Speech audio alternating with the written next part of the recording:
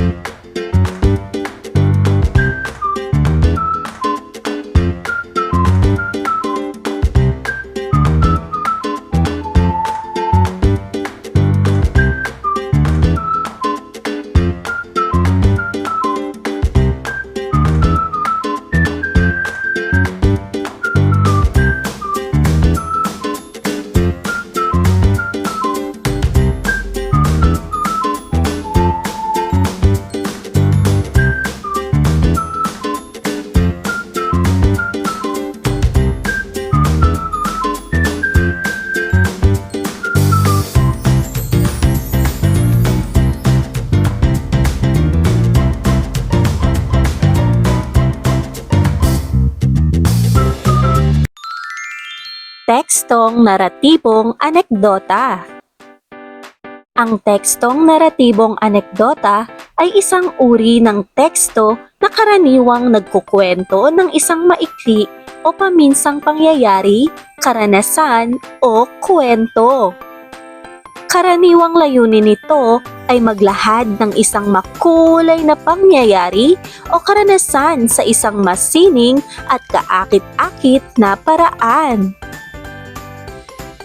Ito ay maaaring naglalaman ng mga detalye, mga karakter, mga lugar at mga pangyayari na nagbibigay kulay sa kwento.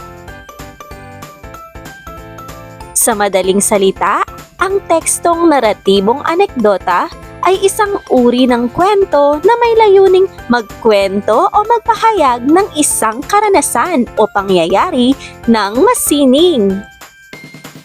Mga bata, basahin ang isang halimbawa ng tekstong anekdota. Ang simpleng tanong ng bata. Noong isang linggo, nagpunta kami sa isang pook na malayo sa syudad upang mag-volunteer sa isang outreach program. Habang nag-aayos kami ng mga gamit para sa mga batang tutulungan, may isang batang lumapit sa akin at nagtanong, "Tita, bakit ka nandito?" Sumagot ako at sinabi, "Dahil gusto kong matulungan kayong lahat." Nang makarinig ang batang iyon ng aking sagot, ngumiti siya at tumulong sa iba pang mga bata. Ang simpleng tanong ng batang iyon ay nagpaalala sa akin kung gaano kahalaga ang magbigay ng oras at tulong sa iba. Mga bata, sagutin ang mga tanong tungkol sa binasang tekstong anekdota. Una, ano ang dahilan ng pagpunta ng nagsalaysay sa pook na iyon? Paano ipinakita ng batang lumapit ang kahalagahan ng pagtulong?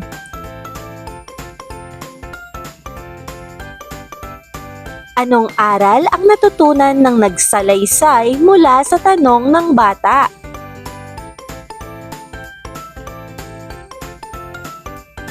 Paano nakatulong ang simpleng tanong ng bata sa pagpapahalaga ng nagsalaysay sa kanyang misyon?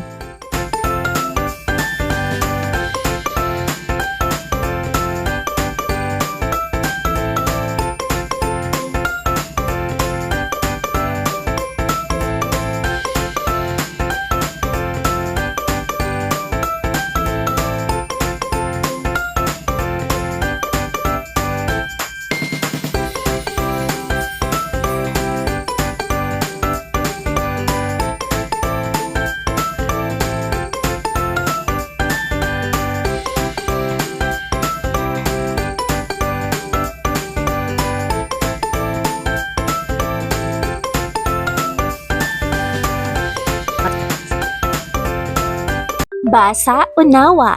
Basahin ang anekdotang si Pilo Bibo at sagutin ang katanungan kaugnay dito. Si Pilo Bibo, anekdota ni Alan M. Utleg. Ang magandang kinabukasan ay pinaghahandaan. Ang pag-abot ng mga pangarap sa buhay ay bunga ng pagsisikap sa pag-aaral.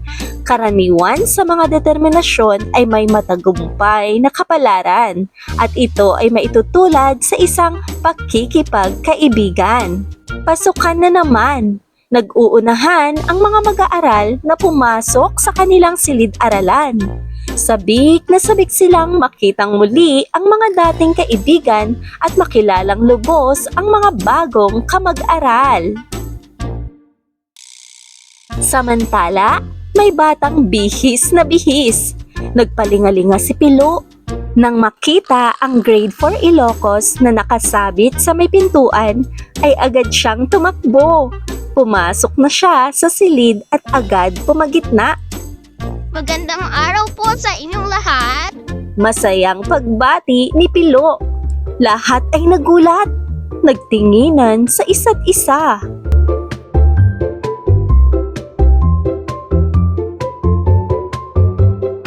Biglang nagtawanan dahil sa pagkurap-kurap ng mga mata sabay pagngiti ni Pilo. Kitang-kita ko na kayo ay nagulat sa aking pagdating. Ibig ko sanang ipakilala ang aking sarili dahil ako ay bago lamang sa inyong paaralan. Hindi kumibo ang mga mag-aaral sa grade 4 Ilocos. Napakatahimik ng buong silid ng mga sandaling iyon na tila namangha sa kanilang natunghayan. Muling nagsalita ang batang bibo. Ako nga pala si Pilo, batang bibo at palakaibigan. Ang aking kasabihan ay kapag walang kakilala, ikaw ang magpakilala. Sabi sa akin ni nanay ay gulatin ko raw kayo. Kaya ang ginawa ko kanina ay ginulat ko kayo na masayang pagbati ko. Gusto ko sana ay maging kaibigan ko kayong lahat.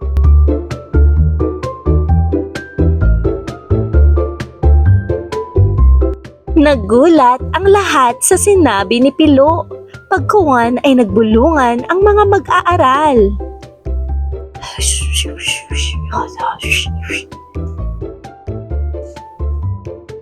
Habang naglalakad na patungo sa kanyang upuan, isa-isang kinamayan ni Pilo ang mga kamag-aral sabay tinatanong ang kani-kanilang mga pangalan.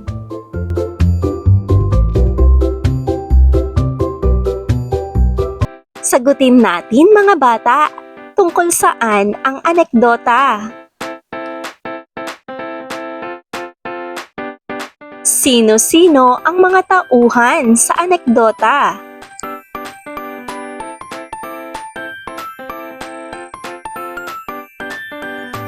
Paano binati ni Pilo ang mga kaklase?